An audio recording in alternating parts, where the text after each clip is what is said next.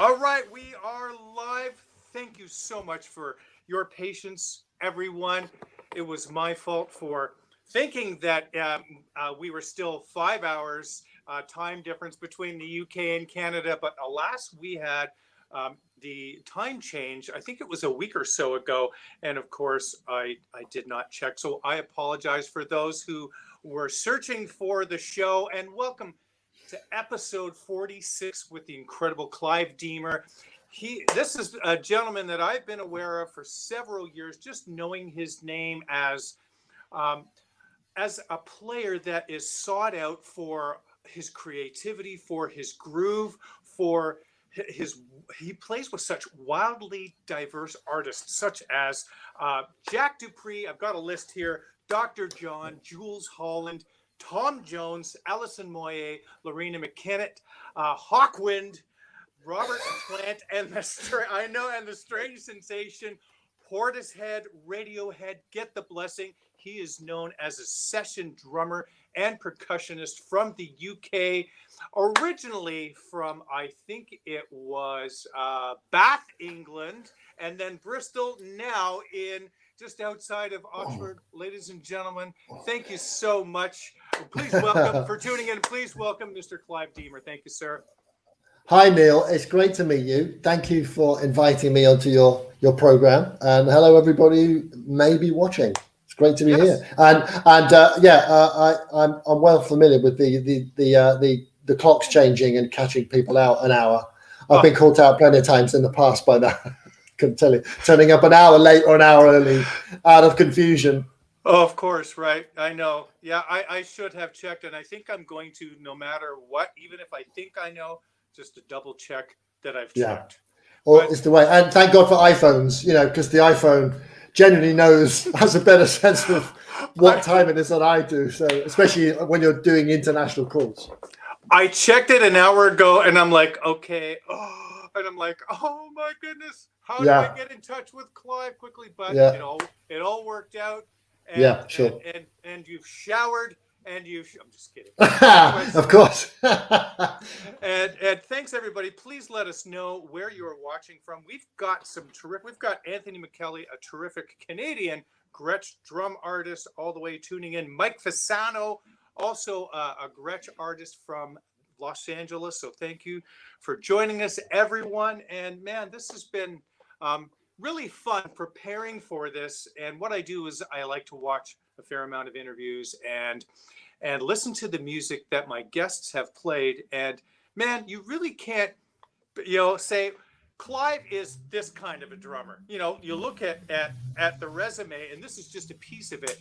And it was really cool listening to you. It was almost like trip hop, drums and bass listening, fused with some really cool jazz stuff, and then some rock and roll and some traditional jazz thrown in. So this is going to be really cool and fun and enlightening for everybody here. So I wanted to ask you, what have you been doing since last March? Yes. Okay. So I fairly recently, me and my wife moved to this cottage not that long before the lockdown started, really. So one of the things we were doing was decorating, as everybody's been doing. So my wife, who had a band in the States called Headshine, and now that we're together, we are reimagining the whole project, a whole album's worth of material that she wrote, and we are re-recording it here because I have a remote studio here. So she's essentially having to kind of do covers of her own material in one sense. That's great. But together it's just her keyboards and vocals and my drumming input. So we've been very busy doing that. And we really feel that we're making some progress with that. We put a lot of effort into trying to create something that was very particular. So we've been doing that. I have spent an awful lot of time practicing on a Roland TD-17 V kit, which I love that kit. Yeah, for many years I was a real snob about mesh kits and electronic kits. Right. When Roland made me aware of this kit, and I tried it out. It's just the best thing I've ever had for practicing. I love it. Yeah, it's just brilliant because the sounds are great. I mean, it's not something I would probably use ever on a gig, but they're fantastic enough in a pair of headphones to play. Once I'm on that kit, in my head, I'm playing a drum kit, and so I can practice all kinds of stuff, for like real nuts and bolts technique and rudiments and creative things. And it's great because I can feed via Bluetooth device into the machine and hear anything I want to play to, record off of it. It's really useful, really great piece of kit. So I've been doing that. A little bit of teaching like yourself. I've done a few Zoom classes with people. And even get some help from friends of mine. There's a drummer called Evan Jenkins down on the South Coast. And he's been helping me with some of my issues because I'm not the world's greatest sight reader. And just recently I called him up and we swap questions and answers about sight reading issues. Been doing that. What else? There's a whole load of stuff. I mean, it's this whole year of being locked down, it's such a weird time stretching experience. What else? Trying to learn a tiny little bit of Italian because my wife's got this Italian passport now. She's just become an Italian citizen. So that kind of stuff, really. That's amazing. We had some questions already. Somebody, what kit are you talking about? So you said the Roland, the TD-17? TD-17 V drums. TD-17. Okay. Is that a new model? I'm not familiar with I think it's fairly recent. I don't quote me on that. I'm not an expert on all that on when stuff came out, but it's got its own little brain, and you've got loads of drum kits that are there, and you can edit the drum kits an awful lot. That's the great thing about it. You can really tune them and EQ them and put effects on, and you can tune the mesh head so you can get a good feel. I guess the cymbals are still possibly one of the things that might put people some off. It's a plastic cymbal. But as I said, once you've got your headphones on and you're hearing the sound, and that's good as well, you can change the cymbal. You can put up a ride cymbal and make it a bigger cymbal or a smaller one. So the sound editing is great. You could get something that you like to listen to, which is important. That's great. Yeah. You just use the internal sounds. You don't need to go to any programs or anything like that because there's plenty of them and plenty of editing you can do. Or do you do stock sounds? So what I actually ended up doing was I imported some samples from some of my own drum samples, and from Abbey Road drums. I put those in there. And then I tune those, and that's what I'm hearing when I practice. That's cool. And it's great. Yeah, I love it. I really do. It's great. Yeah.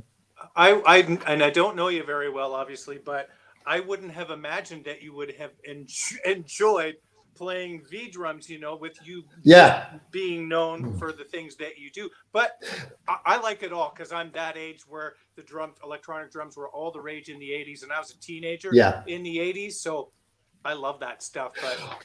But the whole electronic drum thing for me has been a really interesting sort of parallel story because I started using the Roland SPD-S when that came out with Portishead back in the 90s when it first came out, and I had to have that. It was essential part of doing the show. And then the next one came out, the SPD-SX, which could have had a better name, couldn't it? Really. But then, of course, I changed to that, and I use that with Radiohead, and it's an essential piece of kit, as it is for many drummers, But my great frustration is Roland make these things. There's always some aspects about it that, for me, are not quite right, like obvious things that they should have done, And I've always wanted it to be more of a modular thing where you can buy any of the Roland pieces of gear and connect anything to anything Roland drum wise electronically. And you still can't do that. And I guess that's a marketing thing, but it seems to me like a lost opportunity creatively for people, really, which I think would be a positive marketing thing. If you can connect any Roland electronic drum thing to any other thing, that's going to be a world of wonders for drummers who are into doing electronic stuff, which so many of us are now, of course. I think some people buy Yamaha products for that reason, because Roland is kind of known as being proprietary. Right. I had a set of V drums for a few years, the 30s, and they were terrific. But I really miss playing the acoustic drums. But it's not the same. But hey, for low volume situations, I was using them live with a duo, believe it or not. And now we don't have them. And now some gigs are happening, so I'm actually going to shot and try and play soft enough and just be creative and have some fun that way. That's cool. So, what kind of music is this with Headshye, with the music with Lisa?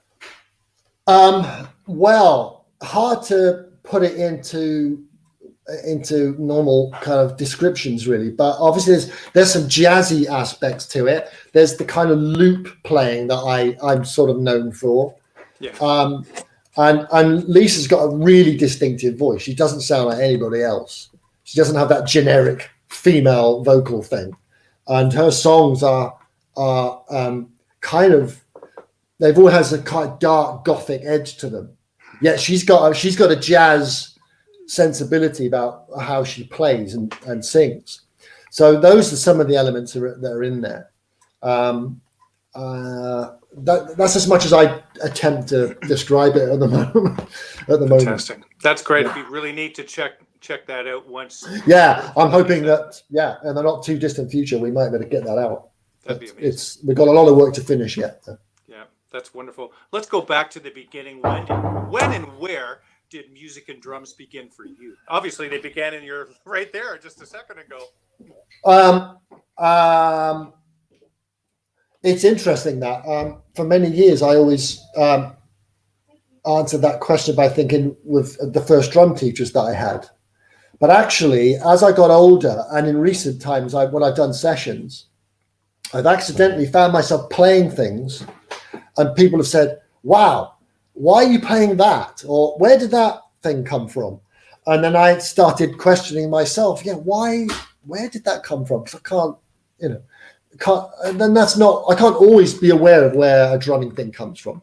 Right. And I really started to think about it. And I realized that before I ever picked up even the first pair of, I had like pens, felt tip pens, marker pens with an extra one stuck on the end as a child that I tapped on plastic buckets, like every drummer does.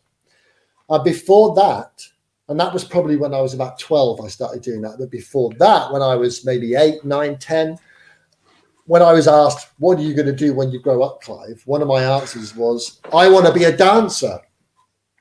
And what I used to do was barricade myself into the living room at home so that nobody could come in. So I could, take over the record player. What's that? And then that expression, you see it on the internet. Dance like nobody's watching you. Well, that's what I used to do. I used to put on the music. We had a few records, and I would put those records on, and I would really lose my shit dancing to that stuff. I would really go off on one. Off on really wild tangents, almost to the point where I would almost disturb myself. And when I look back at it, it was a kind of, I was actually doing music therapy for myself without realizing it at the time.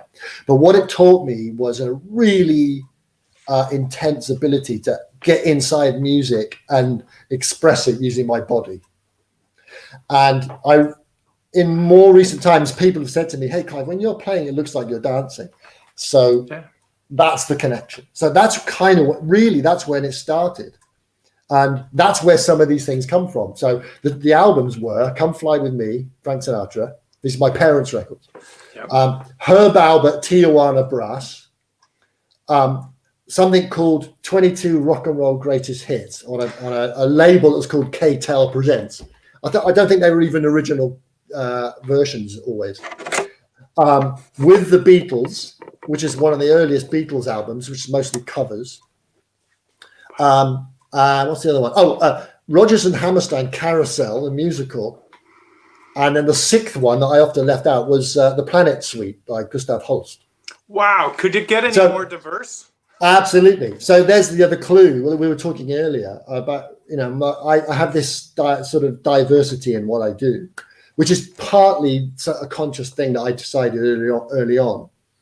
But it's purely because music has such a powerful influence over me that I can't stop myself going there. I can't stop myself wanting to try this and try that. And I'm often, like a lot of musicians, if someone's talking to me in a normal social situation and a piece of music comes on and it's something that really pushes my button, I'm hopeless at considering the conversation. It just takes over my brain completely and I'm lost, So that's the beginning in a kind of spiritual sense, I suppose. And then by the time I was 12, I'd started doing the banging on plastic buckets thing. Probably, I don't know how long I did that for. And then at school, there was a thing on the notice board saying a drum teacher was going to come to the school. You could sign up and get drum lessons.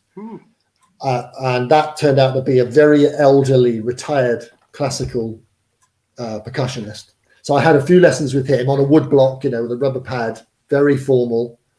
And I always remember him saying to me, yes, very good. One day, if you're lucky, you'll get to play a set of traps. He was from that generation where it wasn't even called a drum kit.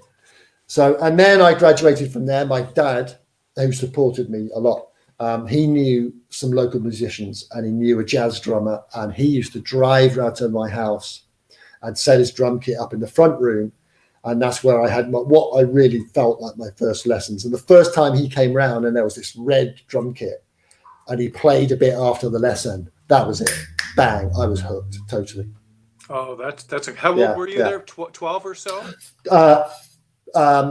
14. The first lesson with him was when I was 14, but I'd started before that. So I had sticks when I was 13 and it went on from there. So what did he show you? What kinds of things? So he was essentially a jazz drummer and a kind of mainstream jazz drummer. And his name was Len, and he taught me the old-fashioned basics, the old-fashioned rudiments, and got me started a bit on reading, which I was not good at all. And right from the beginning, I could play. One of my earliest experiences of a drum was a kid up the road called Jonathan, who, for a birthday or Christmas, was given a snare drum.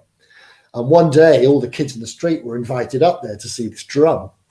And we all stood in this room and he had the snare drum and he was banging away on it. And one by one, the kids all had a go on it. And when my turn came, I'd never seen a pair of drumsticks before or even a drum. So I sat down and I picked up these sticks and put them on the drum, and a perfect drum roll came out, a double stroke roll. And I was amazed as everyone else was in the room, And so straight away, it was, a little bell rang in my head of, wow, this is not supposed to happen, but it just did, So I had instant ability to play in lots of ways. And much like your interview with Steve Ferrone, the dancing thing, I love to dance, as I just explained. So that was all in the mix, that was all part of my mum was like that. She used to love to dance and did a bit of tap dance. And she was a singer too. She was a soprano. Wow. My dad wasn't musical at all. He couldn't keep time. He couldn't count 2 bars without going out of time. He couldn't dance much either. So there you go. I don't know. So genetically, I guess it's my mum. I have to thank. That's wonderful. When you teach, what is it that you show students? Well, because, I'm an old bloke now, and people tend to sort of, they know what I played or they've seen me play something, and they get in touch with me because they want to know how I do X, Y, or Z. So, how do you play quietly? How do you do that roll, or how do you do that thing? Or it's that kind of stuff. So it's a one-on-one, a bit like a masterclass, really, more than normal straight ahead classes. And I talk about all the different things that I've learned and I found have worked for me, that I've learned through on the job experience over 40, 50 years. Wow. That's have you ever thought about documenting your experiences, the lessons? Yeah, I have. You should. It's cropped up in my mind, and I have dabbled. I've written a few things down, but never quite sort of knuckled down to doing that. But once again, you're another person saying it to me. Have you ever thought of doing it? And it makes me think, yeah, I guess I should really. And play. Yeah, we'd love to see that. Yes, we really would. I just saw a clip of Steve Gadd saying how over the lockdown period he's found himself in intense reflection of things that he's rediscovered and experimented with and played around with, and it's forming into a book. So yeah, it's interesting, all that stuff, isn't it? That's amazing. What were your first musical experiences like as a young person? Playing with other folks. Yeah, playing with actually playing. Yeah. Okay. So there is one that's a funny little memory that sticks in my head a lot. When I was, even probably before I had a pair of drumsticks, my parents took me and my brother to the Ideal Homes exhibition in London. It's a big, huge building where they have loads of stalls and they lay out, interior designs and furnishings. Huge place. And we went there, and I remember when we were walking out, I think we were returning back to a car park or something. We were walking down this corridor, and there was a Moroccan guy selling those clay. You see them everywhere. Kind of the clay membranophone drums. They're like a clay pot with a skin on the top. And this guy was playing them on the street almost and trying to sell them. And I was just a kid. And as we got there was loads of people watching him play. And I was just spellbound watching this guy play. And as soon as he saw me, like Moroccan guys, they love to trade. It's all about doing a deal on the spot. And as soon as he saw me in my interest, he pushed a pair of drums towards me. So I sat down on a box and joined in and started playing. And it was like we started trading little rhythms. And then he stopped and I kept going. And that stuck in my mind. That was a really powerful experience for me personally. Because once again, I found that I could play, and people were clapping and stuff. That's ridiculous. And, really. Well, and I'm a classic example of one of those people. I mean, I didn't have a great time at school. Came out of school with hardly any qualifications. But once I discovered that I had this ability to play drums and this ability with music, that just took over completely. So other early experiences. So when I was 14, even when I'd only been playing about a year, two things happened. My dad came home one afternoon and said something like, my mates have got a band and they've got a gig in Bath, because we live just outside Bath, a little place called Midsummer Norton. But Bath was the city to me. Yeah. Right? And he said, their drummer's ill, and they wanted to know if you'd, fancy going along doing the gig, right? Now, I was 14 years old. I'd been playing no time at all. These were like 40, 50-year-old men. I had no idea what they were going to be playing musically, any genre-wise. I had no idea. But I said yes, crazy. And I said yes, right? And I went and did the gig. My dad dropped me off in the car, what drum kit I had. And I attempted to try and just improvise my way through the gig with them. And I managed to pull it off somehow. I don't really remember much about it. But I remember at the end of the gig, them sort of looking at me with these strange expressions, that this long hair. I mean, I had long hair then. It was 1974. So you've got to picture that. And I managed to do it. And I remember thinking, wow, yeah, it really pays to say yes and just throw yourself into the deep end, because, you can get away with it maybe. That was my first encounter with that as a gig. And then the other sort of first gig I remember doing was with another local band, a real rock band called The Truth. Now, these are 20-year-old guys, but being still only 14, to me, they seemed, really intimidating, old and quite scary, But the same thing, they had a gig and somehow they got in touch with me. They'd heard of me or something. I don't remember how it came about, and they asked me if I could dep for their missing drummer.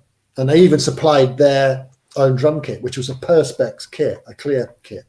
So to me, that was just, wow, just to get to play this drum kit was, And we went off and did this gig, and we played things like Black Sabbath tunes and rock stuff, you know, and maybe some other things that were in the charts at the time at a working men's club, there were plenty of those when I was growing up.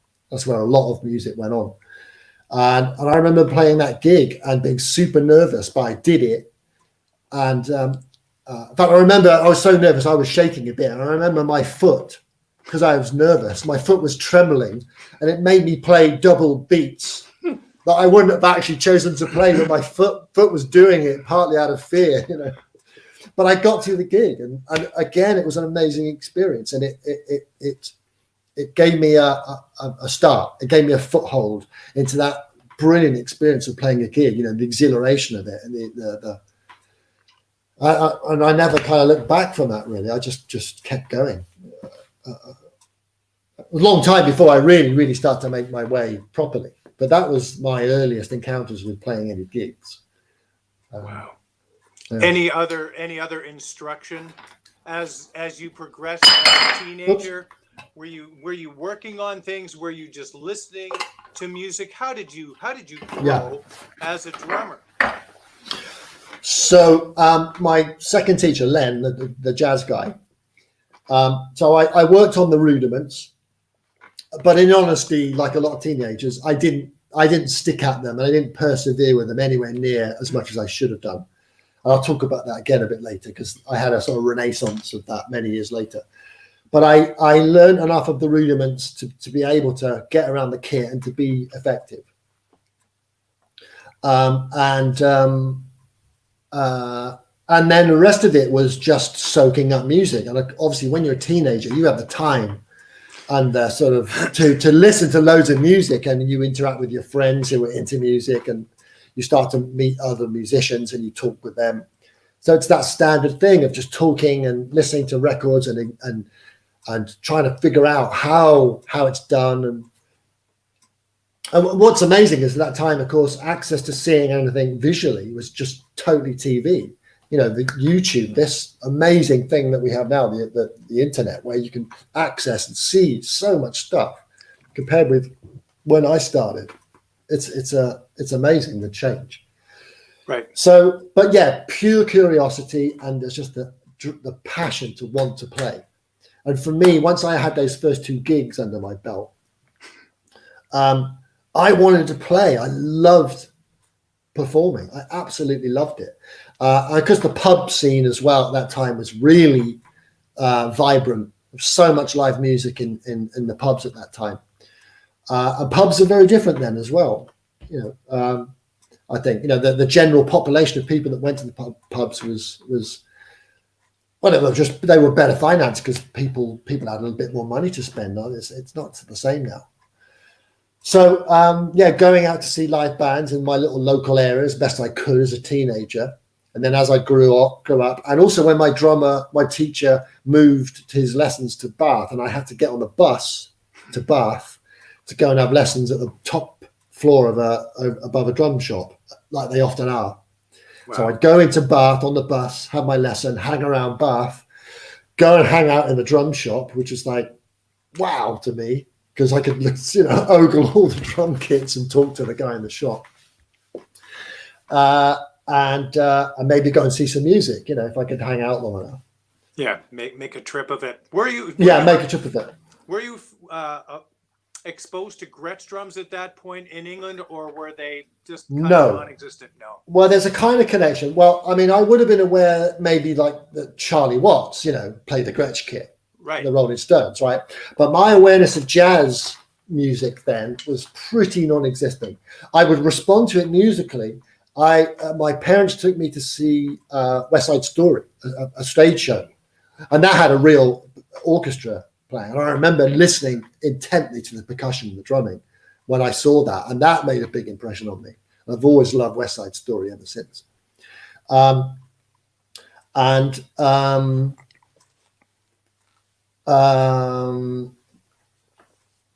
My trips into Bath to have my lessons was also, as I said, I would go to this shop called Assembly Music, which moved from 2 locations. But my first trip to get my first snare drum and cymbal with my dad were from this shop called Assembly Music. There was a guy called Steve Gardner who ran that shop. So I knew him most of my life. He's retired now. And that's where this kit kind of comes into the story. That's a bit beautiful. later down the line. Sorry, I can't remember what the actual question was now. You asked me. No, because other than Charlie Watts, you really didn't see a whole lot. Oh, yeah. You saw That's right. drums a lot. You know, and I saw, that's right, Premier, and I guess I had this idea that Ludwig was the thing to have, because at that time in mid-70s, me as a teenager with long hair listening to Deep Purple, Led Zeppelin, you know, that kind of stuff. I was hugely into Ian Pace, the drummer in Deep Purple. So yeah, my musical sense mostly at that time was as a rock drummer. But when I heard good jazz playing, when I heard a really good ride cymbal going, it was like this foreign language sort of, but it was there's something really enticing about it. It was later when I had a real epiphany for jazz in about 10 years later, in sort of around about 1983. I had a conversion. So, wow. What was that? What did you hear? What jazz was that? And who? Where were you? What? Okay, so what happened was a really dear friend of mine, a guy called Andy Davis, who I've known since about 1981. Andy Davis is a great musician. He played on all the Tears for Fears records. He played acoustic guitar on the basic tracks of the Imagine album, John Lennon. Wow. He's worked with loads of people. He had a band called Stackridge back in the 70s. Fantastic music. I've learned loads from Andy. Well, somewhere around 1982, 83, Channel 4 TV started in the UK. Brand new television station. Wow. And one weekend, they had a jazz weekend where they played just tons and tons of footage of jazz greats, stuff we'd never seen. I felt a bit like, to me, it felt a bit like when people like Jeff Beck and Robert Plant talk about how in the 50s everything was black and white. And then when they heard Elvis Presley, it changed the color and it all went kapow. So to me, it was like almost the opposite. I'd been playing rock drums and was into rock. But by the time early 80s came along, I was getting bored of it. I was getting bored of 4/4, 8s, 16s, and straight kind of square rock music. Your picture seems to have glitched and frozen for a moment. I don't know whether I should keep going. Can you still hear me? Right. There was a glitch there for a moment. Can you hear me? Okay, yeah. So this Channel 4 Jazz Weekend happened. Great. And Andy and I sat down for a whole weekend with beers and smoking materials and watched a whole weekend of jazz stuff. And the moment that really blew me away was something called The Sound of Jazz, CBS Television, 1957, 58, I've lost the year. But on there was the Count Basie Band, Billie Holiday, Thelonious Monk, Red Allen. Oh my God, it just completely blew my mind. When I saw Papa Joe Jones play with Basie, one track in particular called Dickie's Dream. Oh, that was it. I was converted on the spot. I just suddenly thought, that's it. I've had it with playing 4/4 straight obvious pop music. I want to play swing bass music, blues, jazz, whatever. That's what I want to do. And so I began. I completely overhauled how I approached playing the drums. Went back to learning the traditional grip properly. Started that. Actually, no, that might have come a bit later. Yeah, it was a bit later when I really did the traditional grip thing. But musically, it turned me 180 degrees. Wow. So did you start playing that kind of music with folks? I started listening to it and trying to absorb it and trying to understand it. And of course, the first hurdle was not understanding the form of jazz music. I didn't understand how it was put together. I didn't understand how you knew how to play the tunes and the structures. All I understood was pop music where you have an intro, a verse, bridge, chorus. You know, it's all sort of 8-bar, 16-bar chunks. You know, I didn't understand about AA, BA, and blues. You know, 12-bar changes and things like that. but I started the process, and then eventually I met. I had friends who were getting into Black American music, like all of us in the UK do. You start listening to Louis Jordan, you start listening to all the blues greats, Muddy Water, Big Joe Turner, all of that music. And once you get hooked on it, that's it. It doesn't stop. Once it gets you, Agreed. you're never the same again, because it's so compelling and it's so expressive and it's just wonderful stuff. And so I started first by studying Louis Jordan. And then I had a band called The Glee Club in the 80s, where I was the singer and the drummer with two guitar players, and my brother played upright bass. And we did like a kind of guitar double bass versions of that kind of stuff. We played Mills Brothers, Louis Jordan, anything we could find that was slightly humorous, but that we thought was really cool. And we'd busk and we played the party scene. A lot of parties during the 1980s. We did a lot of work, but mostly I stood up and played brushes and sang. And I learned loads. Yeah, I learned loads doing that because I suddenly realized that playing the beat, doing a lot of shuffles and swing stuff with brushes, that if I was playing fills in the wrong place while I'm singing the tune, I suddenly realized that thing that singers often complain about drummers, like getting in the way of the vocal. Really obvious basic thing that you don't always learn until you've been playing a while, you know. And as I was the singer and the drummer, I suddenly realized, I have to be really careful where I time my little fills or accents and stuff. And also I learned a lot more about rhythm, because singing a rhythm, when you're singing jazz blues stuff, the way you phrase it, it's not all on the beat. You're singing in triplets against the main beat, or you're accenting all kinds of things that are cutting across or syncopated against the pulse. You know, so all the time I was learning about feel and how it all fits together in a simple way. And then later on, I met other musicians who really helped me to understand. Most importantly, a guy called Adrian Utley, who is the guitar player, co-writer in Portishead. That's where I really started to learn. Wow. About jazz.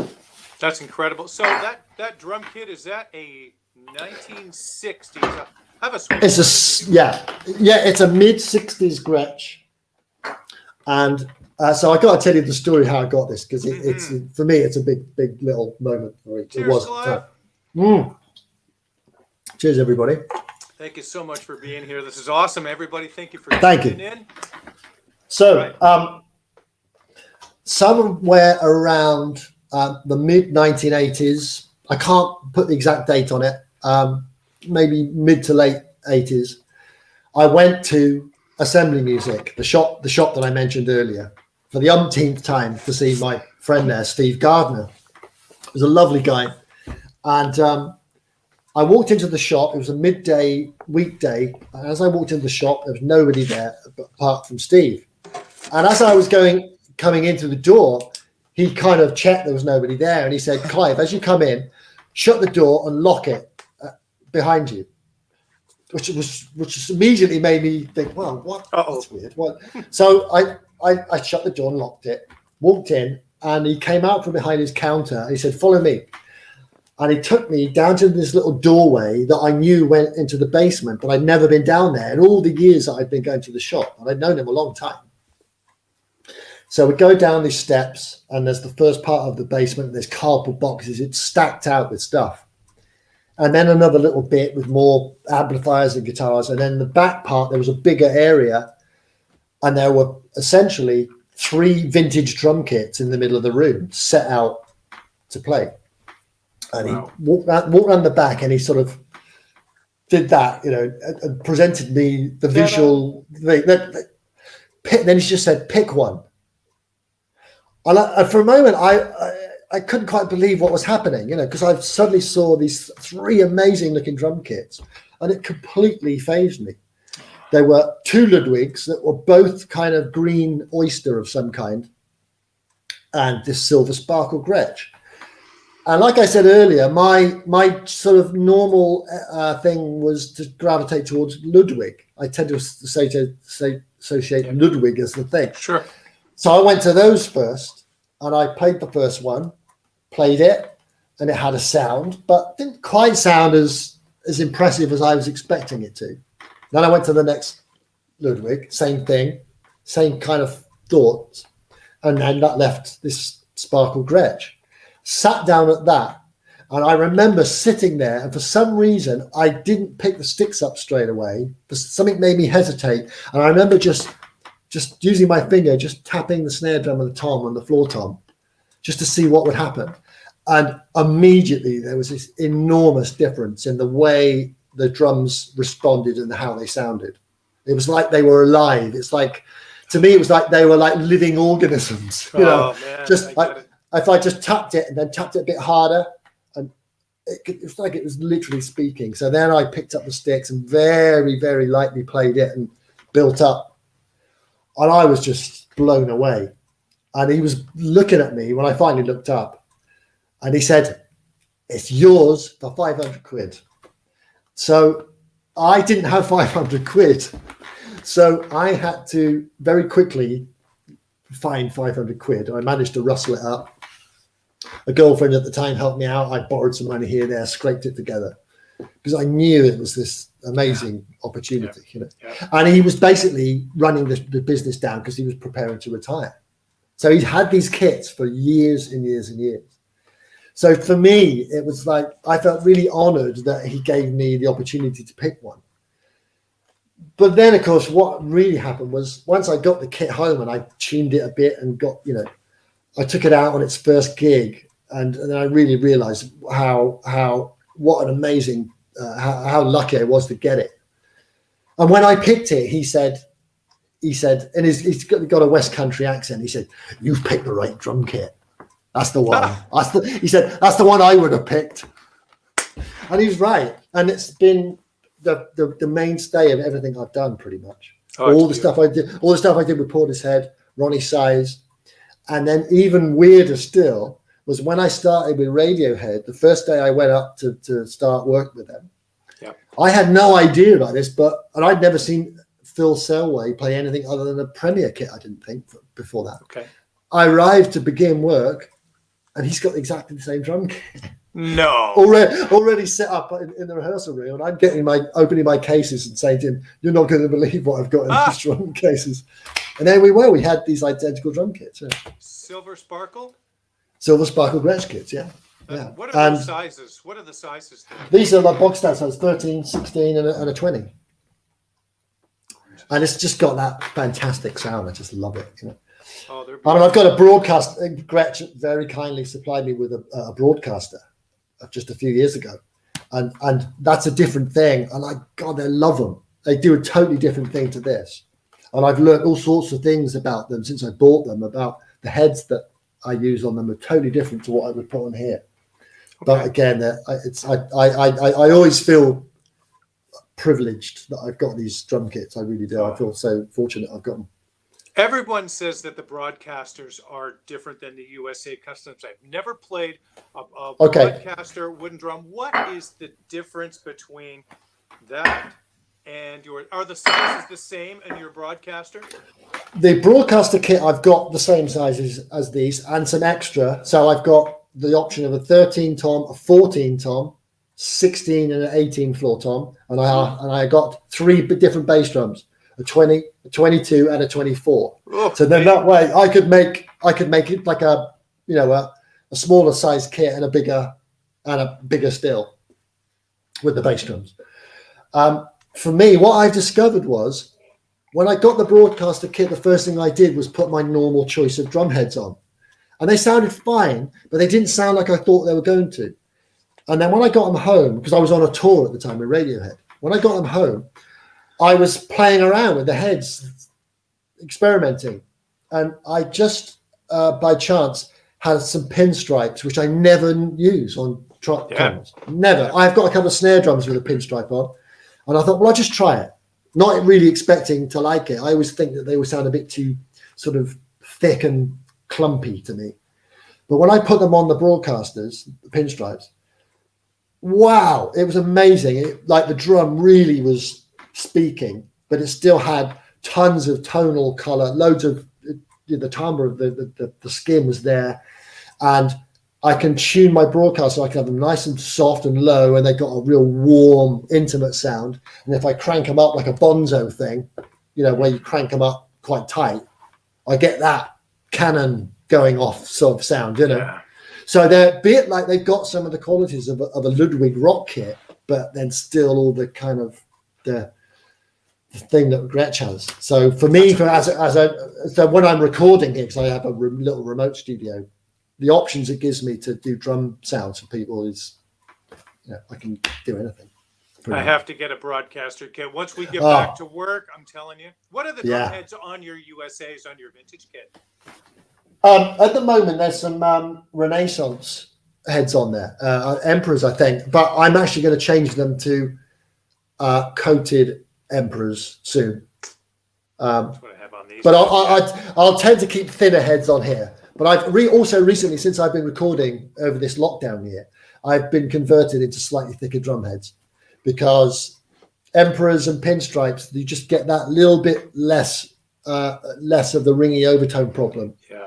And because I tend to record and play very quietly, my miking technique is little bit unconventional.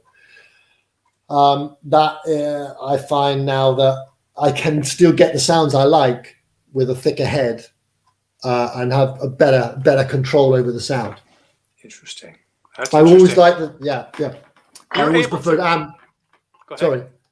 Nope. It's that delay, isn't it? The delay I was always like a coated ambassadors guy, pretty much on everything. And now I've seen the light. Yes.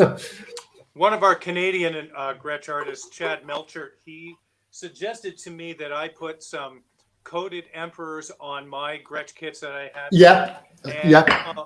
And I have a simple home recording setup here. I'm telling you, these drums sound just great. It's fascinating, isn't it? How they can change the sound of a drum instantly. Yeah, it's amazing. It's like a different drum kit. Back in the 80s, I used to use pinstripes on my kit. And I remember, because I played a lot live, I'd never recorded hardly at all at that point. But the pins were amazing because they were durable. They had plenty, because they're the thin shells and the die-cast hoops. Lots of resonance, but still enough control. Yeah, that's it. That perfect combination. I didn't learn that until later on. When I was a kid, I always assumed that, a thicker shell. I used to have this. I remember I have a Sonor snare drum. It's the first snare drum I bought, and it's got quite a thick shell. And I always thought wrongly that the thicker the shell, the less overtones and ringing you would get.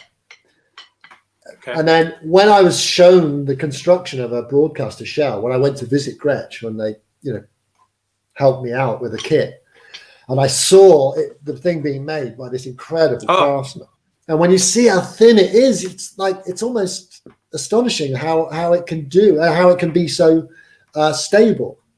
But I guess it's like a violin, that the delicacy of the body allows it to speak and vibrate really fast, and also all the tones die away quickly. So on a 3-ply shell, that's what you hear. You hear pow, and then there's nothing ringing on and on, unless you've got, that you haven't got the right heads on. But that's what I love about them. Once you've got the tuning right, it's just gorgeous. Yeah. What color is your broadcaster kit? I forget the name. It's kind of like a turquoisey.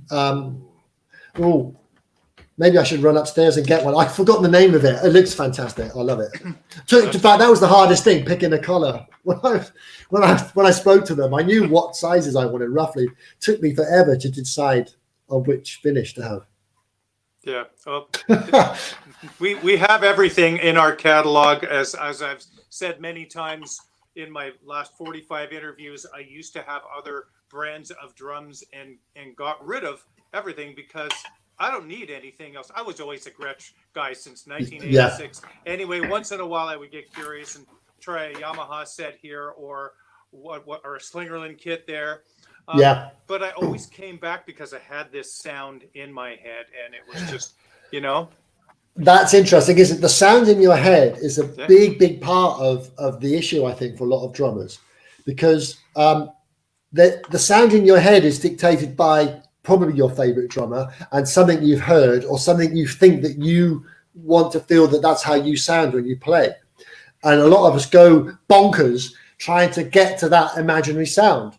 And of course, when you're presented with the reality of the kit in front of you, you're trying to get the right combination of heads and the tuning. And then when you move it to a different room, you've got to readdress it again, because that changes it. And then the miking and how the engineer works and blah, blah, blah, blah, blah. It's a nightmare sometimes. Right. But once you understand some of the basic things about, putting heads on the right way and tuning them. And then also for me, now that I engineer all my own remote drum recording for people. And I've learned some of that over the years from engineers. I've got ever since I did Portishead stuff in particular, I have what I consider to be, I think of my drum kit and I try to think of it from the point of view of the microphones. Yes. Whereas before it was, that's the engineer's job. I turn up, I play drums, that's the engineer's job. Now I know what mics do. And I know I have some sense of how certain mics, what they will hear when I put it somewhere there and I play this drum this way. And that goes into how I play as well. In fact, some people said to me recently, I was doing some recording and someone said, they just got the drum sound up. They said, yeah, that sounds great. And I did the first few takes of the track and I'd come in and check it back and they'd say, wow, it already sounds like you've mixed it and compressed it. And someone said, yeah, someone else in the room said, yeah, that's how Clive plays.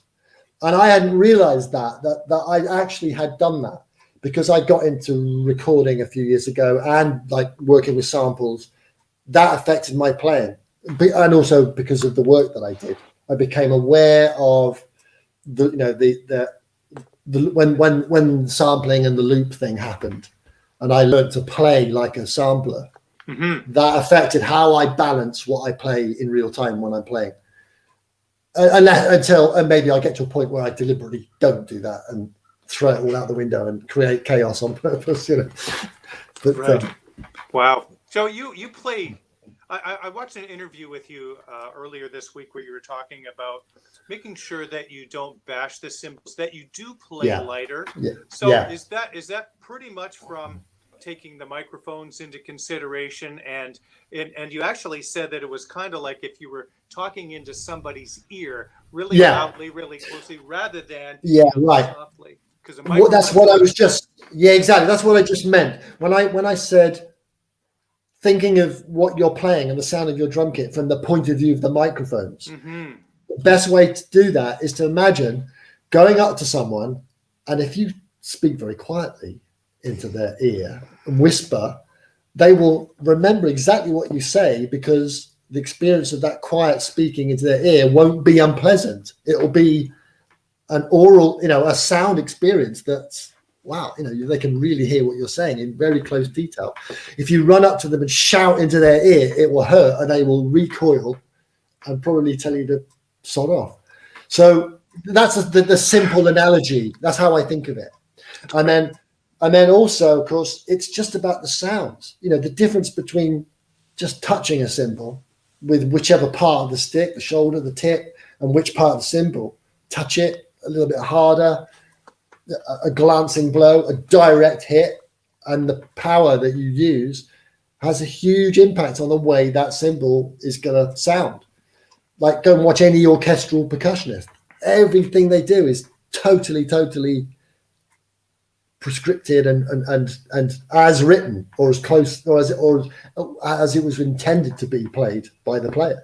Right. So for me, that's what a drummer should do. Should always be thinking, what's the right amount of power for the situation I'm playing in right at this moment? Which, of course, will always be different in a live situation and a recording situation.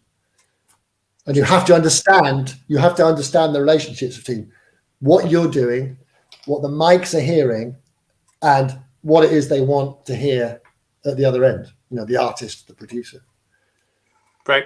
Will you change your miking techniques according to the song, or do you leave them and then adjust the playing? So you do that. What do you do with overheads? I've been interested in trying to figure out and experimenting with different heights for the overheads. I have a friend who says it needs to be 20 inches from the top of the ceiling and whatnot. And I've had pretty decent results considering I'm new at this. So, but what is your process like, Clive?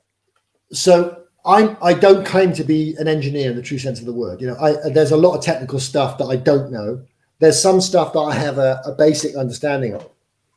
But so, as I said, the first thing is, and I do this if I'm doing a session, if I'm suddenly in a studio and I walk in and I haven't even heard the music, one of the first things I do is, does this track need powerful drumming? Does it need light drumming? Does it need dramatic, dynamic drumming? I think about those to start off with, because then that determines how I'm going to start playing the track. And if I know I'm going to really go at it and be powerful, the first thing I'm going to say to the engineer is, I'm going to be giving this, I'm going to be booting this track. I'm going to be playing loud. So, you know, bear that in mind as you put your mics up. If I'm going to play super quiet, like I do, like on a Portishead thing or whatever it might be, the mics can come a lot closer. But even then, it's a consideration of, and it all depends on what mics and the drums. But the closer, most of the time, the proximity effect of a microphone is that the closer it gets, the more power, more bass frequency it's going to pick up. The further it goes away, you lose bass frequencies. Right. Now, but again, depending on the characteristics of the microphone, some microphones are, you know, designed to hear certain frequencies more than others, and how you point them, where you put them, and as we've already mentioned, what the room is doing to the sound, all those factors, which are a nightmare, which are, you know, both the kind of the joy of it when you get it right and frustrating when you can't find the right solution. But yeah, so I play around with the proximity effect of microphones. I had a pair of stereo microphones, pretty bog standard thing to have a stereo picture, mostly for the cymbal kind of sound. Recently, I've gone back to some of the Beatles approach where I just have one big overhead, a large diaphragm across, and I find a good height that seems to be great for whatever the track is I'm working on. And then I do my close micings accordingly. A couple of different mics for the bass drum. And again, it changes, and I'm always changing it. I'll start on a track and I'll get in and I'll immediately think, no, I've got the wrong tom-toms on here. I'm going to put the other ones on. Or no, this is the wrong snare drum. I'll change the bass drum. I'll change the cymbals. I never have a go-to setup that I stick with. Only in the context of a project. If I'm doing a project and I know what it is, then it'll stay the same pretty much. But I'm like I don't know. I'm never fully satisfied, or can never quite settle. I always think, is there something better I could use than that? Or That's would great. it sound more interesting if I had that drum and not this? Right. Do you find that you switch out snare drums? Do you find snare drums to be the most important part of your drum sound, or no? Yeah, the most important part of the drum kit, which is why I now take 3 on a stage, 2 or 3 on a gig, which I started doing with Portishead. I think of it like guitar players. How many times you go and see a show and as a guitar player, and they'll have at least 2 or 3 guitars. They'll have acoustic probably and a couple of electrics. If they're just playing electric, they'll change electric for the sound and the stuff they're playing. Well, the snare drum is no different. In fact, even more so. You know, the sound of a snare drum is a massive genre indicator of what you're playing. Yes. Change the snare drum, it totally changes what the song is implying. You know, a high-pitched, super tight snare drum, big fat wooden thing that's, you know, got tape all over it. You know, all the possible things you can imagine, you know. Yes. So I like to, on an average gig, I'll have my big fat wooden Premier maple drum I've got that's got this lovely wood thick sound. A bog standard kind of, you know, Ludwig snare drum sound, like a 402, and maybe something really high pitched as well. And I'll swap them, and I never do my snare drum cradle up. I never crank it up; it's left open, so I can just pull the drum out, plop another one in, and I can do it really fast. You know, and with Radiohead, I do it. I swap the snare drums all the time. I've seen Steve Jordan do that. You see the tech go in and bring. He'll have like 8 or 10 snare drums sometimes. Yeah. Or something crazy. I'm like, yeah. I'd love to do that. I could imagine. Wow. Yeah. Oh, yeah. 10. That's just showing off, though, isn't it? Really. Yeah. Yep. But no, of course, yeah. I mean, he's an amazing player, and why not give yourself the option if it's technically feasible to have those nearby and you can do it? I do it.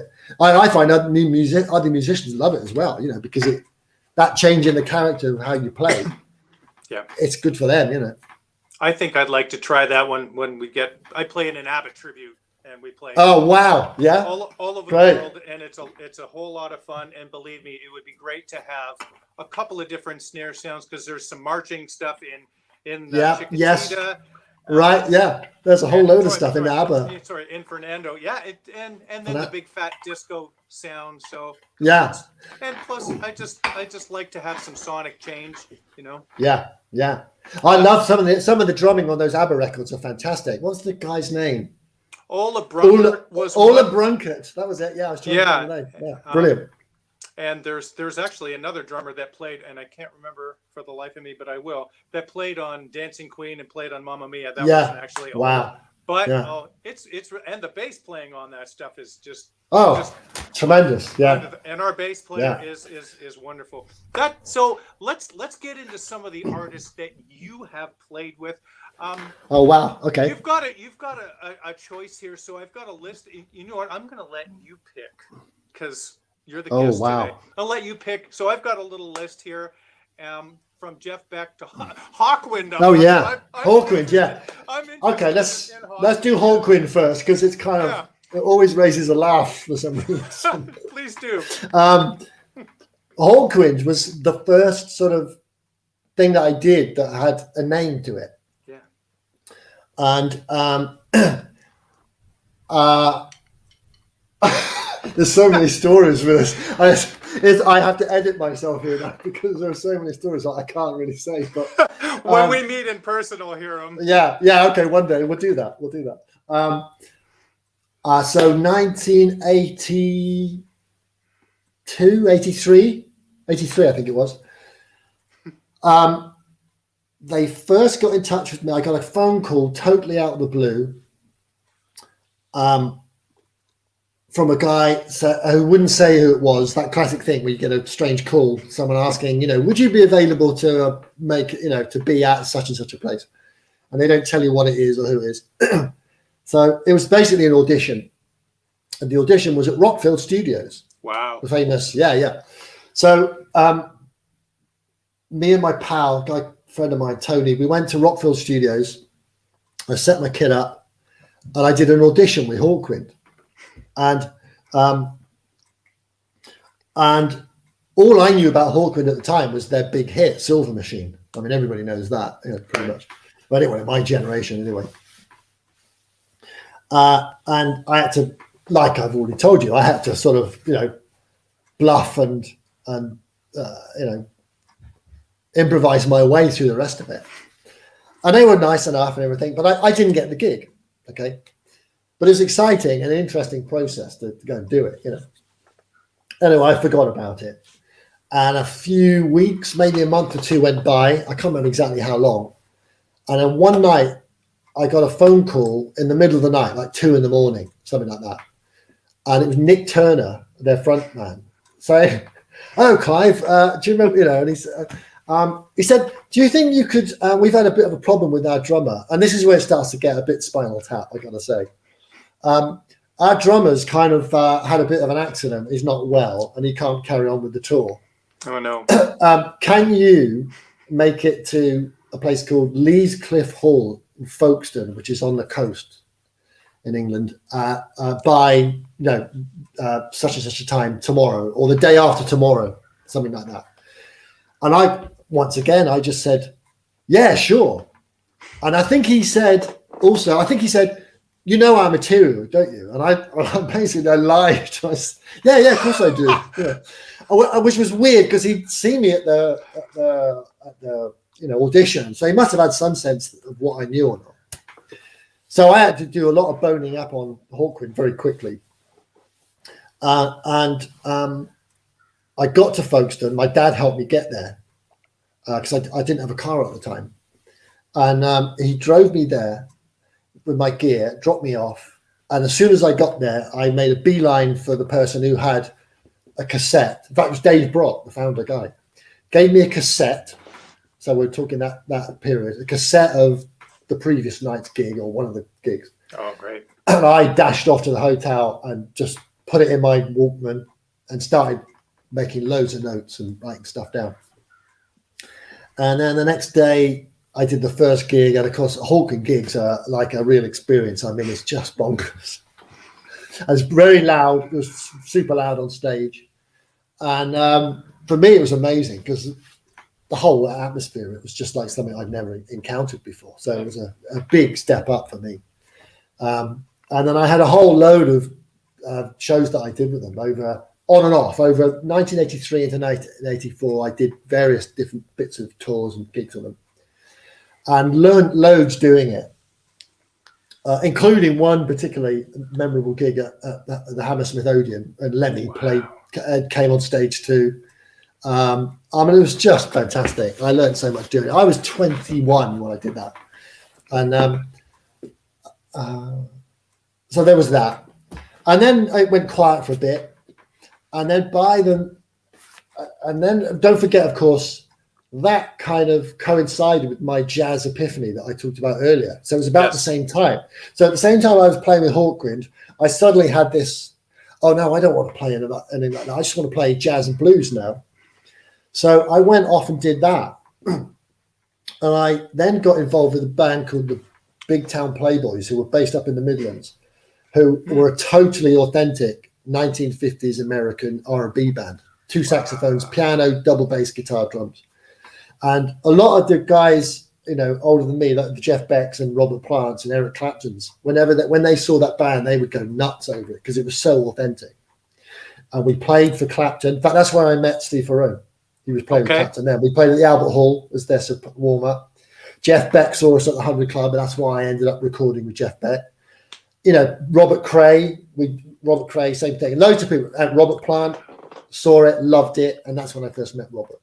So that had a real impact on how I played. With the Big Town Playboys, having already had my jazz epiphany, I then discovered Earl Palmer, one of my favorite drummers. Yeah. The guy that inspired Bonzo and so many people, an amazing bebop drummer who wrote the early swingy rock and roll book of how to play drums. Absolutely. Little Richard, Fats Domino. And then he left New Orleans, where he did that, and was the guy with along with Hal Blaine in Los Angeles. Serious players, and Earl Palmer's playing on loads of stuff. I mean, he's just amazing, and he played on thousands of recordings. He's my hero, really. Yeah. Wow. So that fed into Sorry. What a sound Earl Palmer had. He had my that God! Figured out, and he dressed great. You see, real dude. Thin little cigarette going there, and those Rogers right drums with those bread and butter drums lugs before they cracked. And I had one of those, I think, at some point. That 50s drum sound, the miking, all the analog gear. I wish we could do that now. So that period was really important for me. In many ways, I thought I was committing kind of career suicide because all I wanted to do was play blues and jazz. There's that saying over here, jazz is the fastest way out of show business. And so I a lot of time I used to worry I was doing this all the wrong way around. And I'd already had the playing in pop bands experience in the early 80s, and thought I didn't really like that very much. And then, but what was weird was all of that playing all that old R&B material for years with the Playboys, and then doing a rock and roll record with Jeff Beck, and that set me up to do the Portishead record, because by then I'd studied and learned how to play and do all those grooves based on Black American drummers, from the funk drummers, from the blues drummers, from the swing drummers. And I understood how to phrase, and I had my this thing. So when Adrian Utley suggested they get me in to do the stuff they needed on the Portishead album, Dummy, I was in my element. And then I got stretched into a new place because the recording approach that they did was not standard recording approach. Okay. And Jeff Barrow, who's so he's got such an inspired way of putting sounds together when he makes music, and he's still doing it now. The way that he picks his sound colors and mixes them up together is just amazing. And the level of detail that we got into to make those drum tracks on dummy, the ones that I played, I mean, a lot of drummers would have gone bonkers, I think.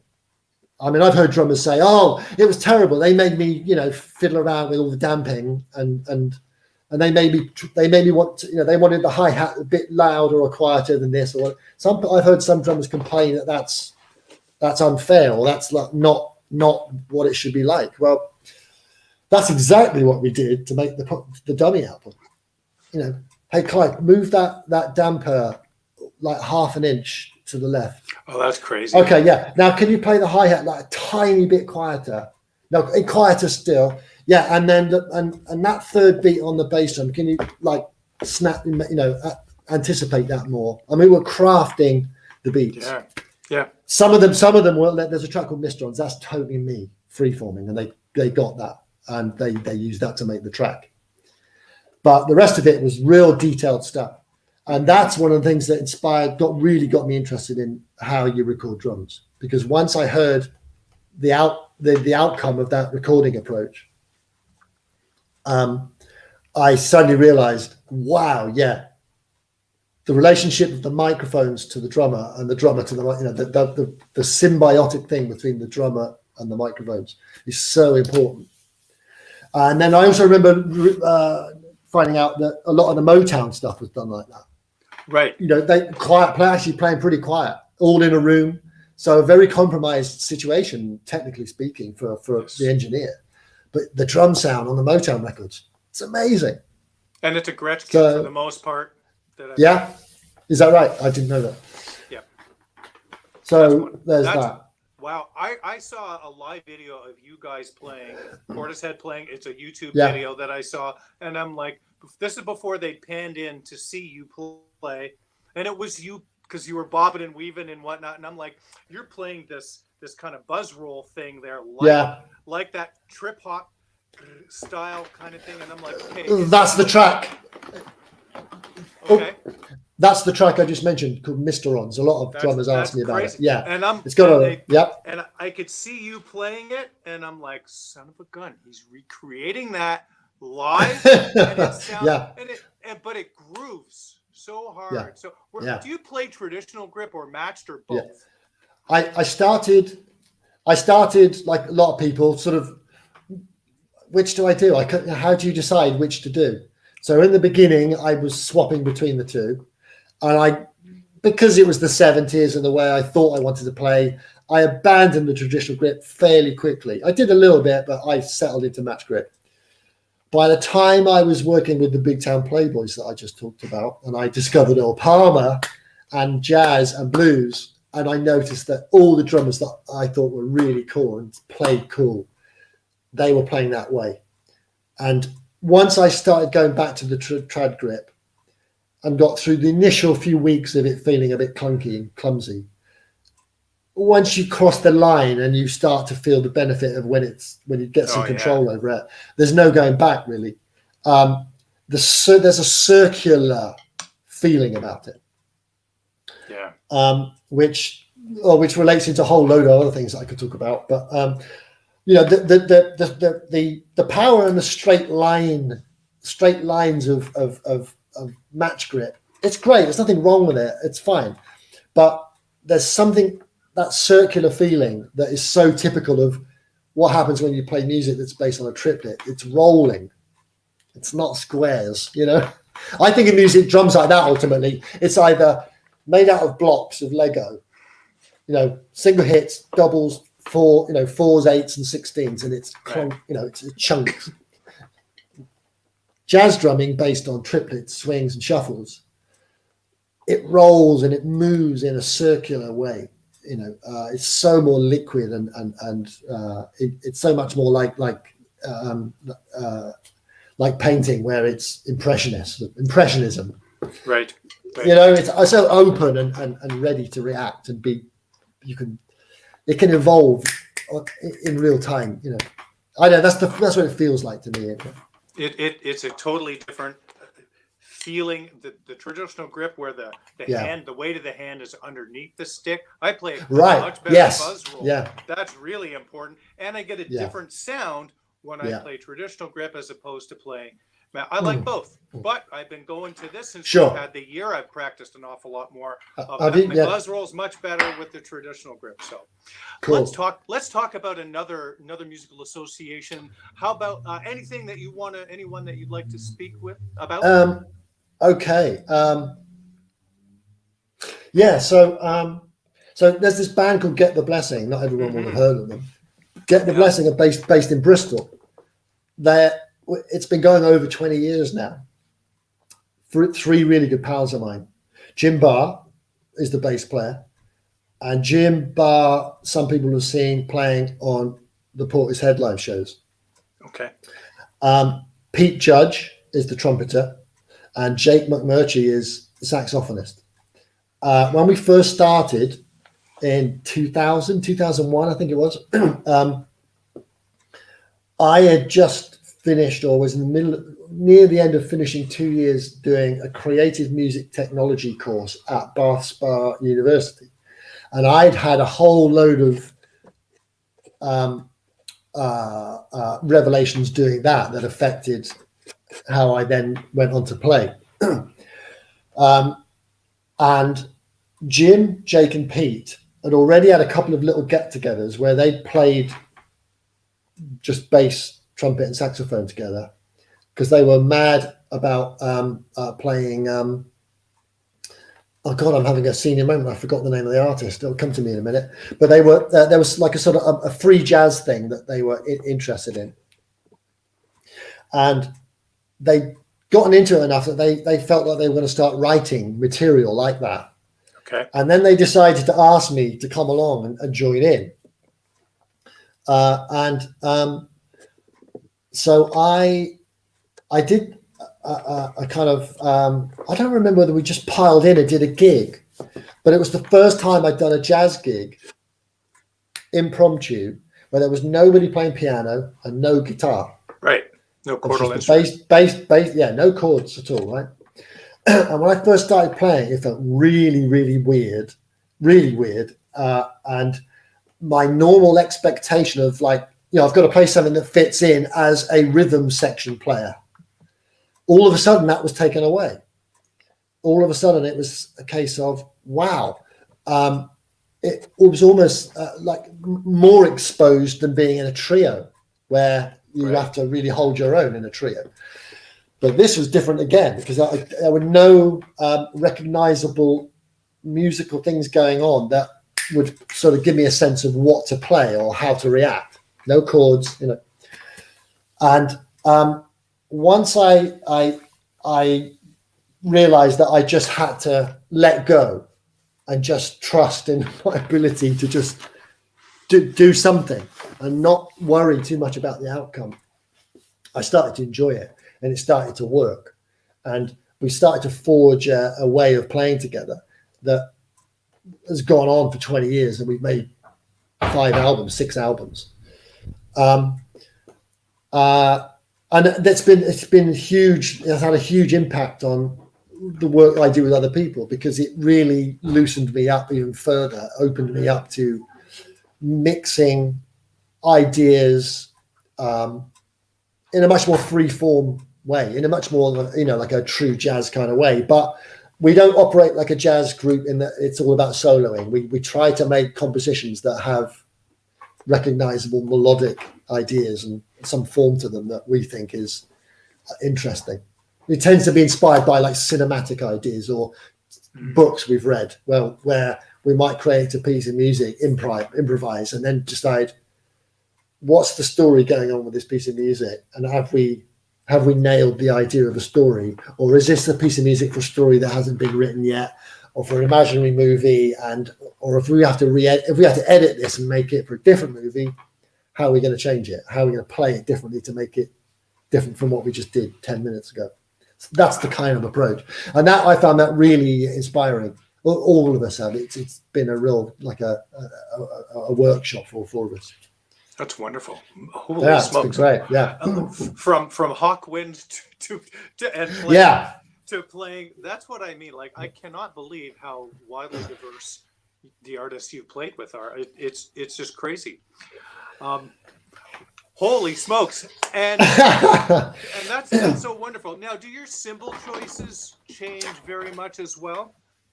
I've been with Zildjian cymbals since 96, 97, something like that. Maybe it was earlier. And there have been changes recently.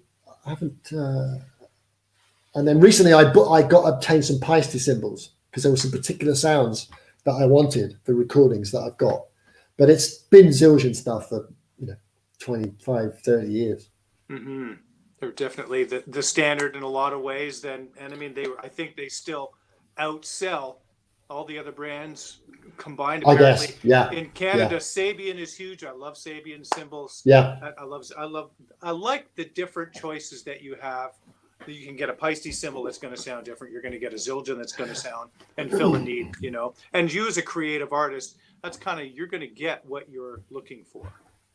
Well, that's where I've kind of arrived at now. Like I was talking about earlier, now that I'm recording a lot of the drum tracks here myself, the choices of cymbals I make, again, are determined by the music and the artist I'm working with. If the artist doesn't like super bright cymbals, right, I have to use something that's darker or a mixture, or, if my, and some days you put a cymbal that you love playing most of the time, but in one track, it's just the wrong cymbal. It just doesn't sit in the picture right. Right. So that's where I am on cymbals at the moment. Do you find that your playing is instinctive, or rather than methodical, or maybe a mix of both? Yeah, it's largely instinctive. That almost to the point that I went through one of those rut periods a couple of years ago, where I was sick and tired of hearing me play the drums, because every time I sat at the kit, I was playing. I played different things, but every time a bit of my brain was saying, "How many times have you played that? Stop playing that! Oh, you're doing that. You're doing that again. And haven't you got any better ideas?" Yeah. How did you remedy that? How did you come up with an approach? Yeah. To fix that? Well, what has helped it has been the lockdown, funnily enough. So practicing on that V kit, through doing the various practice things that I do, often takes me into a place where I'll suddenly find something to play that has bounced out of a rudiment I've been practicing or something. So that's invented new things. And then the remote studio I have here, again, that's had an effect, because now I'm often having to do tracks with people where it's their music and it has nothing to do with me. It's not Get the Blessing. It's not the music of an artist I've already worked with. It's a totally fresh thing. And I have to come up with a solution. And that forces you to find a new answer. And then that's great, because usually within that, you'll do something or be forced to think of something where you're not just playing out of instinct. You're not just playing through because you can. Right. You have to find an idea that makes that track happen. And I'm always, when I do a track, I always think, okay, they said they want this, this, and this, and they use that word. And I think when they use that sentence, that word, they mean possibly that, or maybe that. So there's all that stuff to bear in mind. What do I think that is, based on what I think they mean? And then as I explore that and I record a few things and I listen back to it, I'll very quickly, I'll hear something and I'll go, no, that's too obvious. No, that's just me doing what I always do. Isn't there something more original I could do, or something more interesting? And and when I get to the point where I'm hearing it, I'm thinking, yeah, that's interesting, or that's exciting. It's making me feel like, yeah, I'll play it to them and say, is this am I going down the right path? If you like this, I'll do it kind of like this. So that's what I do. And that has helped my playing a lot. And when you've been playing a long time, of course, it gets harder because you cover a lot of ground, and you kind of start to run out of places to go. Right. It feels like, but of course, it's not true. There is always another place to go. You've just got to dig deeper and let go of things that you're attached to. I think Bill Bruford stopped playing because he said he just didn't hear the music anymore. That's kind of one of the reasons he had retired. I saw a video of you on YouTube where you were playing, looks like shakers, something, playing on the tom-toms. Were they shakers? What was that? And you are a percussionist, not just a drum set player, correct?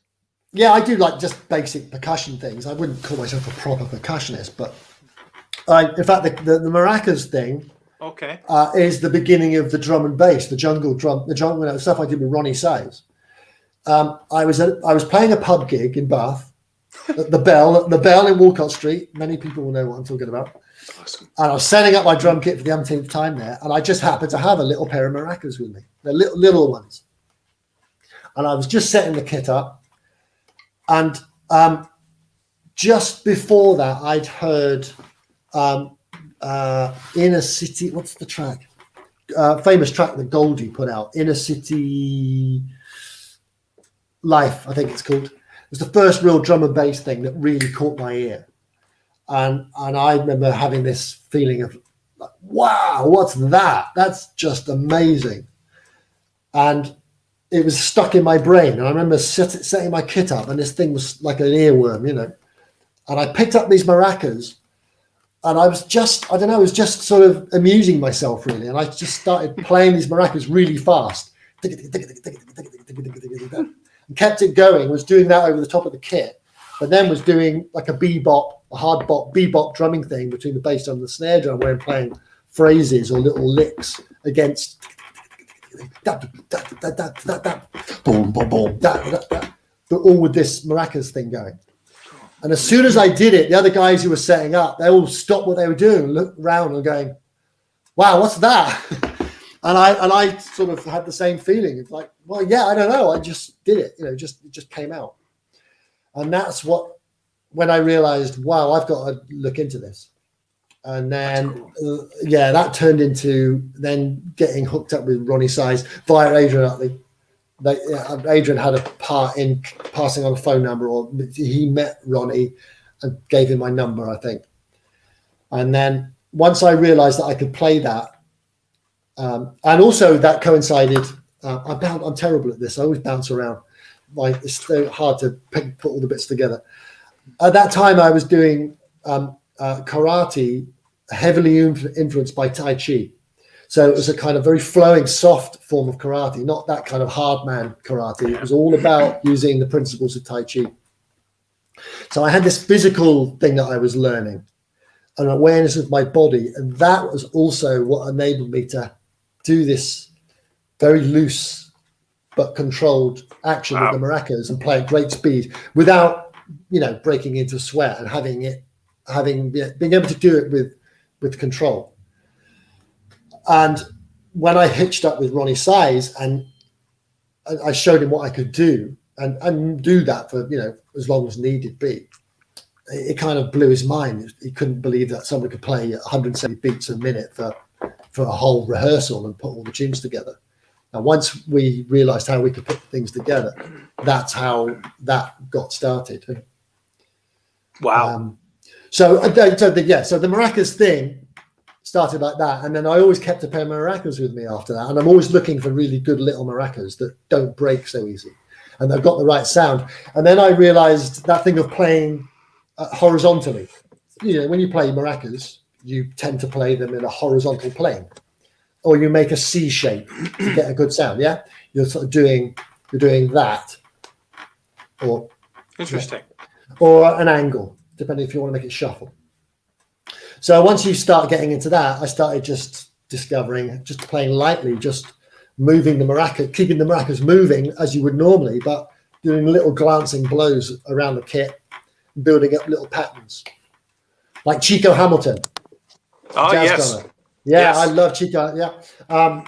So it's a bit like that. That's amazing. And I was going to ask you about the Tai Chi, because I heard you speaking about that on another interview where it allows you to be loose and relaxed, play fast, and Yeah.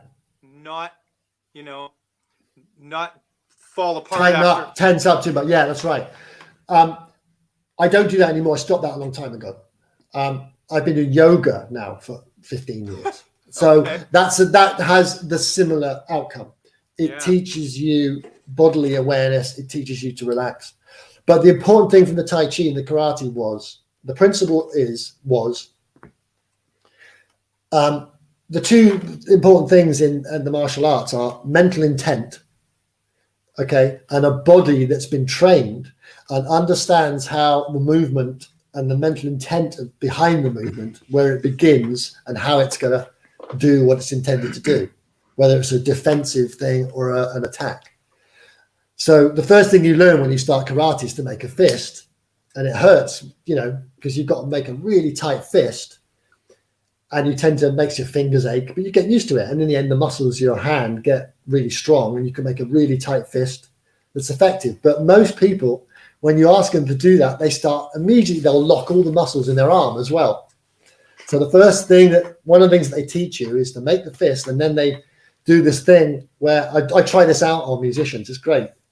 You get them to make a fist, and then you say to them, give me your arm. So you hold their fist and say, give me your arm. And you can feel their muscles pulling in their arm.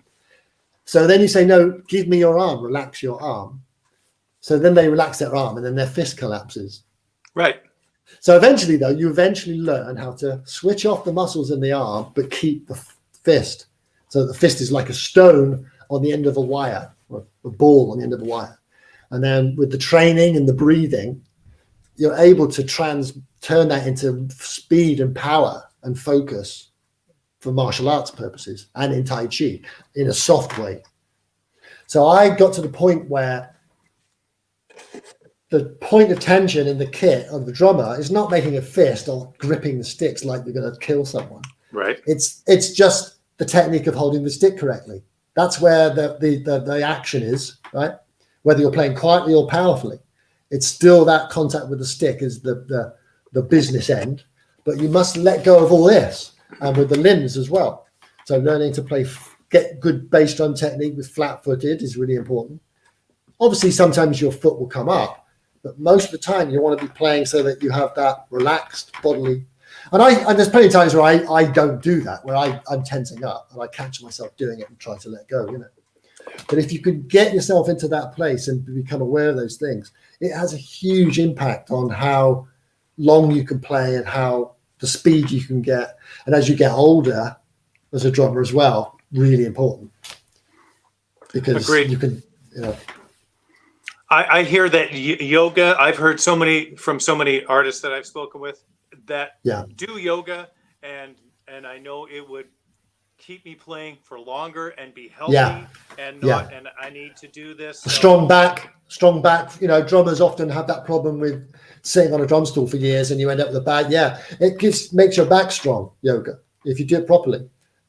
So it's a win-win, really. I mean, there's so many people do yoga now. I do Ashtanga, which is pretty hardcore, but it has to be, otherwise you're not going to get any benefit, really.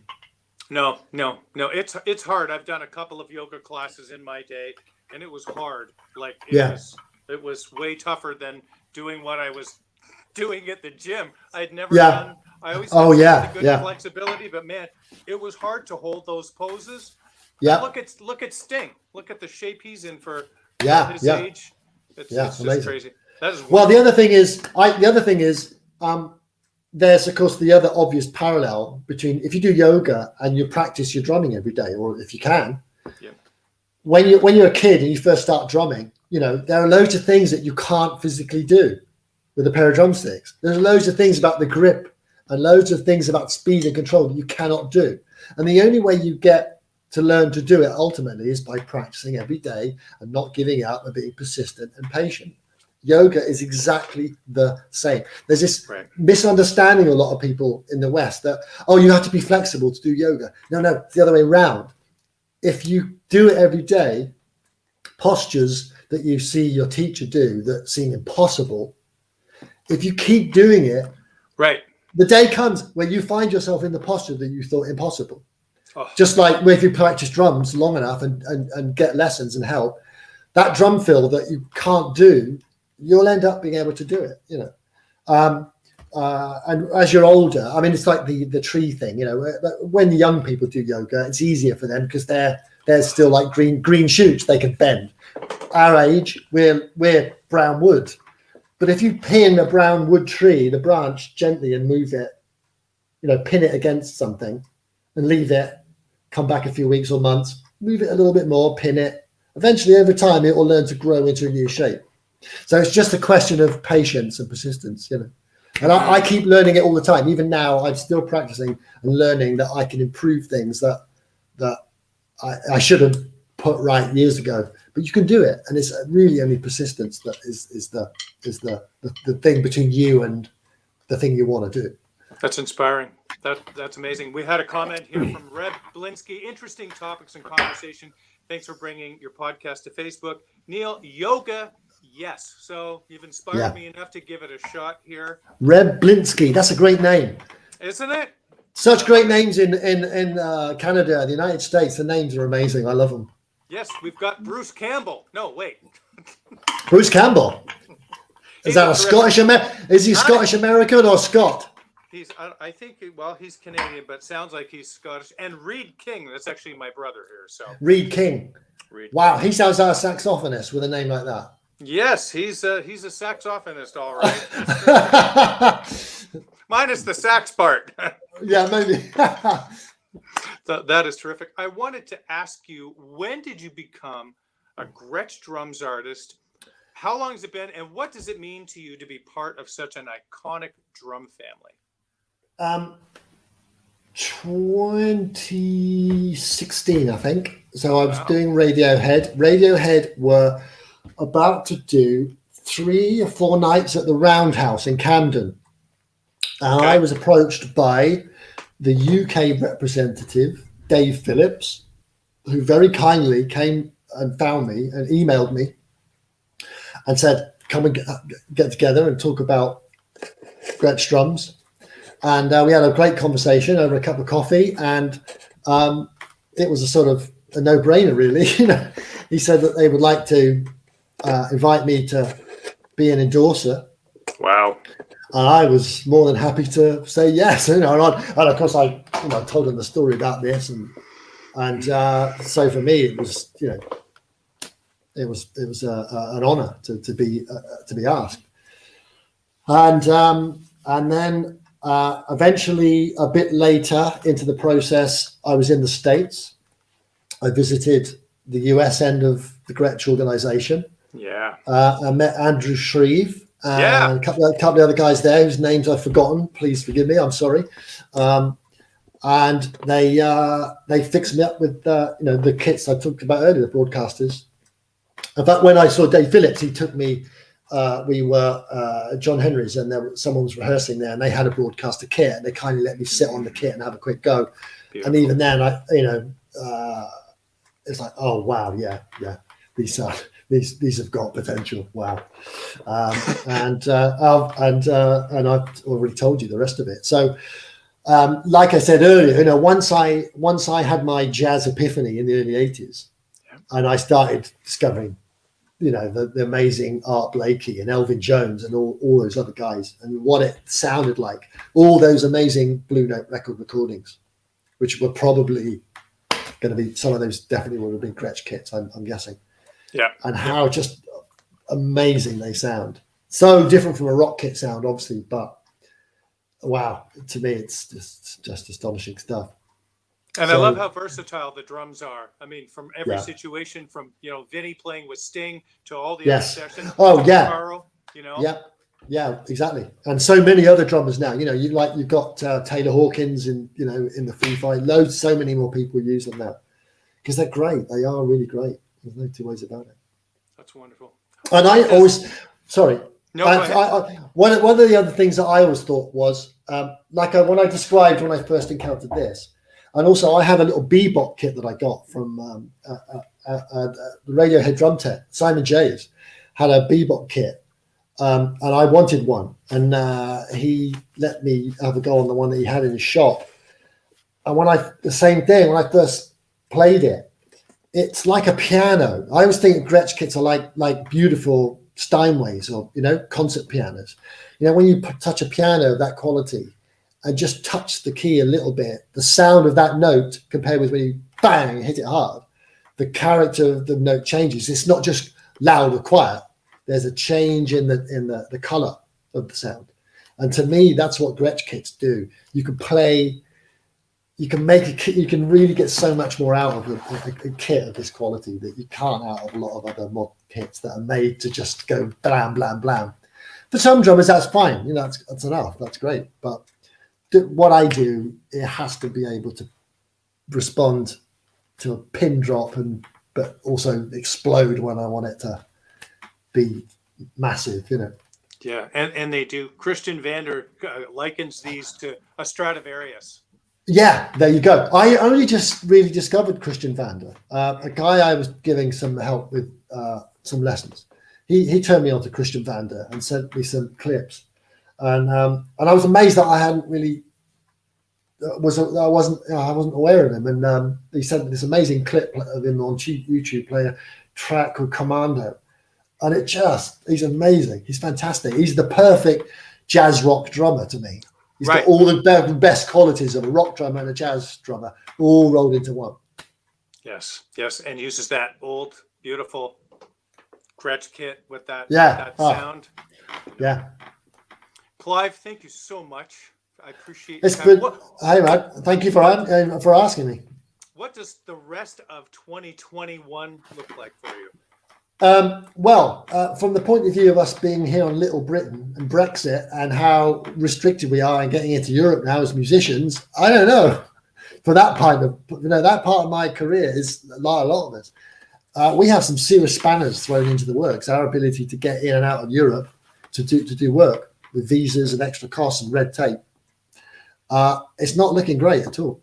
And for younger musicians, I think it's terrible. So, my first thing I'd say to any UK musicians, don't vote Tory, get everyone you know to vote them out. But other than that, as I said earlier, working on the stuff with my wife, Lisa the Head Shy album that we're working on. I have remote recordings to do for people.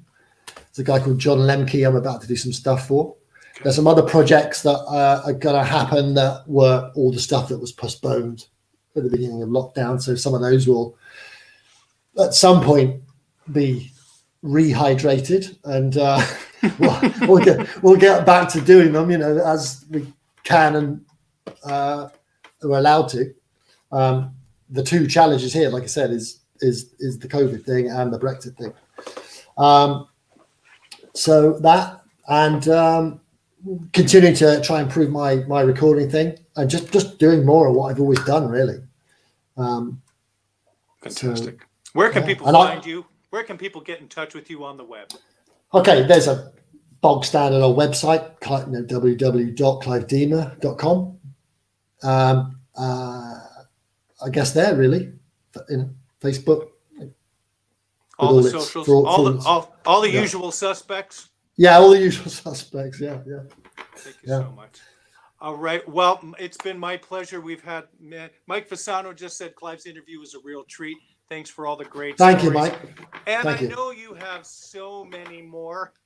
Yeah, there are many, many more. Some of them are unbroadcastable, but no, it's been great. I really enjoyed talking to you. Yeah, and thank you for making that suggestion. I'll give that some thought. Yes, please do. I find it fascinating listening to your stories, and as you said earlier, similar parallels with Steve Ferroni, parallels with other artists, but your own journey, which to me is so fascinating. I love reading stories about other people and how they've achieved some kind of success and growth, whether it be in music or business or whatnot. And it was a real treat for me to chat with you, and all the best to you. Bless you. Thank you so much, everyone. Take care. We'll be back with episode 47 next week. Bye, people. Keep safe. Keep wearing those masks. Take care, everyone. We'll see you soon. Bye. Bye-bye.